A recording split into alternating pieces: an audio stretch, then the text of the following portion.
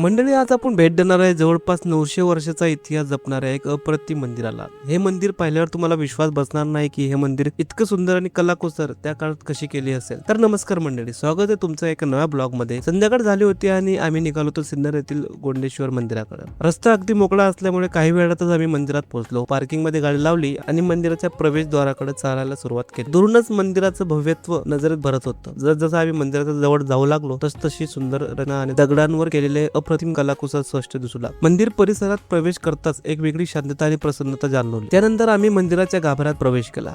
गाभाऱ्यातील वातावरण अतिशय शांत आणि भक्तिमय होतं. महादेवाचे दर्शन घेतले आणि मनाला एक वेगळाच आनंद मिळाला. जवळपास 900 वर्षापासून उभं असलेले हे मंदिर आजही आपल्या इतिहासाला साक्षी देत आहे. महाराष्ट्रातील सर्वात सुंदर ऐतिहासिक शिवमंदिरांपैकी हे एक मंदिर मानलं जातं. नाशिक जिल्ह्यातील सिन्नर येथील असलेले हे 11व्या आणि 12व्या शतकातील यादवकालीन वास्तुकलेचे उत्कृष्ट नमुना आहे. संपूर्ण मंदिर काळ्या दगडात बांधलेलं असून प्रत्येक भिंतीवरती आणि खांबावरती अप्रतिम कोरीवकाम पाहायला मिळालं. मंदिराच्या भिंतीवरती कोरलेलं विविध शिल्प आणि पुरातन प्रसंग नक्षीकाम पाहताना कलाकाराचं कौशल्य आणि कौशल्याचे खरंच कौतुक करूच वाटतं. तर मित्रांनो, जर तुम्ही नाशिक किंवा सिन्नर परिसरात फिरायला येत असणार तर गोंडेश्वर मंदिराला नक्की भेट द्या. तर व्हिडिओ आवडला असेल व्हिडिओला लाईक करा आणि चॅनलला सबस्क्राईब करा आणि फॉलो करा. तर भेटूया आपण एखाद्या नवीन ठिकाणी. तोपर्यंत हर हर महादेव.